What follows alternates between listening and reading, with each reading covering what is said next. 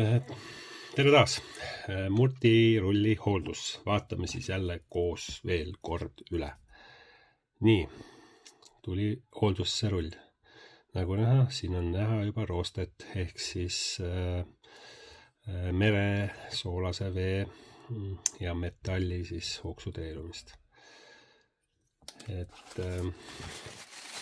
Et merevesi on meil ikkagi üpris soolane. Ja see põhjustab ikkagi rullidele oma jagu peavalu.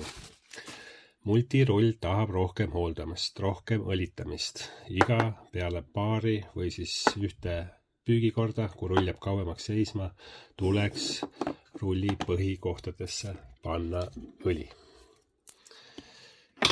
Esimene laager siin sees külgede peale tilgaõli. Siis eemaldate selle korgi. See on kõikidel multirullidel olemas. Vabajooksu reguleerimiskork. Siin all on laager. Midagi, mida te näete siin. See on kõik roostes jälle. Sellele samale laagrile. Tilgaõli. Rull tagasi peale. Või tähendab kork tagasi peale. Siis poolile. Tilgaõli siia võlli peale mõlemale poole, kui ta hakkas kokku panema, kuhu on puhastatud. Siis siin sees on laager. Nii, seal taga paistab. Siia tilgaõli. Siin on laager. Siis vändanupud. Siia vahele tilkõli ja siia vahele tilkõli. Et sellised põhikohad tuleks ära õlitada. Siia sissepoole rohkem on veel laagreid, aga siia ei saa nagu ligi.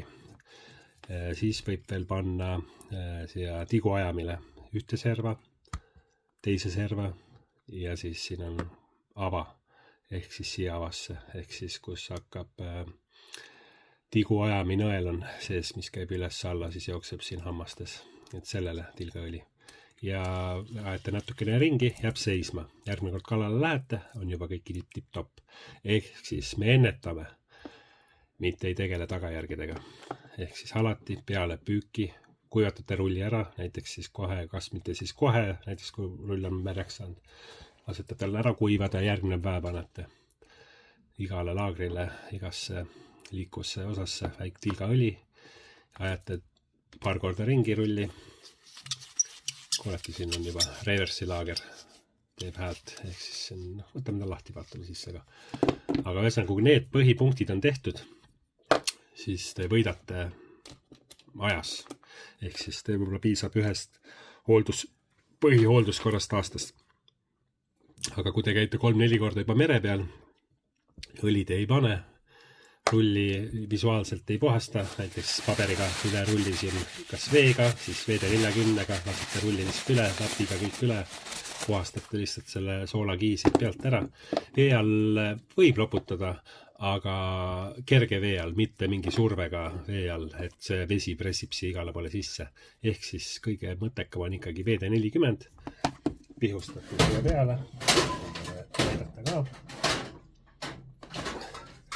Ehk siis teeme siit näiteks selle kaane, ehk siis te pihustate siia natukene peale, tõmbate lapiga üle, paberiga, ta saab väga puhas, läikiv ja mis peamine, ta jätab ka kerge kaitsekihi ja ta ei ole rasvane, ta ei jää kleepuma, ta ei ole vastik, aga ta lahustab selle soola mustuse kõik lahti ilusti ja saate puhastamiseks ideaalne asi, 40. Ühesõnaga, võtame rulli lahti, vaatame sisse ka. Aga jätke need põhiasjad meelde, õlitada. Multirull tahab hooldust, määrimist võrreldes Saspliga. Nii, võtame siis koos selle kaane maha ja vaatame, mis siin all toimub. Kruvime natuke kinni. Nii.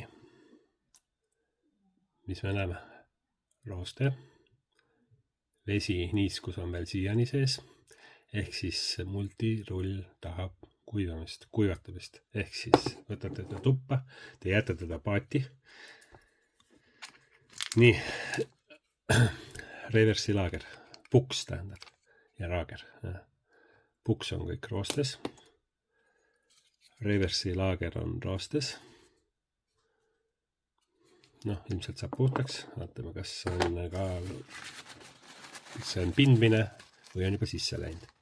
Õnneks on pindmine, puksi vahetama ei pea, et õigel ajal on toodud hooldusesse. Et see puks ei ole jõudnud ära oksudeeruda, roostetada, et tal roostekahjustus ei ole, sissesöövitusi pole. Nagu näete, kõik on veel okei. Et selle saab kõik puhtaks. Sama on ilmselt ka reversi laagriga. Tuleb ära välja võtta, puhastada. Et nii, seest poolt kole nagu nii, ühesõnaga panen ta korra kokku, et see laiali läheks. Nii, panen ta kokku. Kuulid tuleb pesta, kõik tuleb ta, ühesõnaga tuleb ta laiali veel võtta. Ja panen ta ära, et kuulid väga ära ei kaoks. Nii, mis siin siis veel on? Nii, see sai okei. Siin peavõlli all on laager. Kahiseb. Järgmine. Pinjoni peal rooste, triip. Näete. See tuleb kõik, see laager siin sees, pinjoni laager, see on kutu.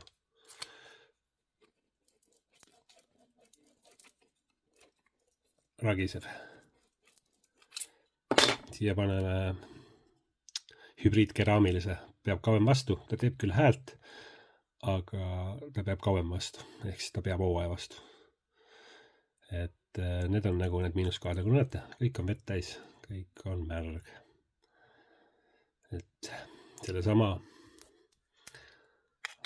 pooliga, ehk siis see nöör saab märjaks. Siin sees on augud, pooli sees see vesi mööda võlli liigub siis siit rulli pealt ja tuleb siis siit kaudu, läheb siia rulli sisse ja siin, kui te viskate, keerutate, siis ta viskab selle vee siin sees laiali, ehk siis selle sama enda pooliga saab juba vesi sisse. Noh, muidugi siit vahelt, siin on niisugune ava, kus saab sisse, aga ka pooliga annab kõige rohkem ilmselt, et see vesi valgub siia ja siis visates viskab inertsiga selle vee, lükkab siia alla nurka, viskab selle võlli peale ja võlli pealt siis omakorda rulli sisse. Et niisugused multirulli miinused, kuigi multirulli tööpõhimõte ja viske ja nii-öelda täpsusomadused mulle meeldivad, et mina olen 100% multikamees. Aga see nõuab hooldust, hoolt, kannatust ja õppimist, et kui tekib niisugune, ütleme nii, et kui sa tahad multirulli osta ja sa ei tea, mida, kus, mida, siis võtame kui ühendust, teen sulle multirulli koolituse.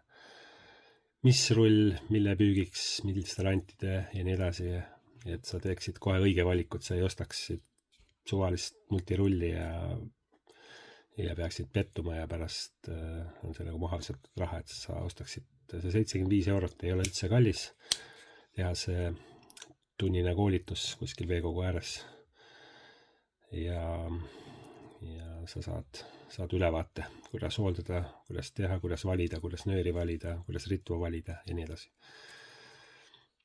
Et kirjuta mulle või vaata kodulehel on olemas täitsa vorm, täida see vorm ja vali endale sobiv kuupäev ja lepime mingi aja kokku ja teeme ära, kui on huvi. Aga selge, hakkame seda rulli siis hooldama, vahetame laagrit, puhastame, paneme uued määrded ja läheb kokku tagasi ja ilmselt elab üle järgmise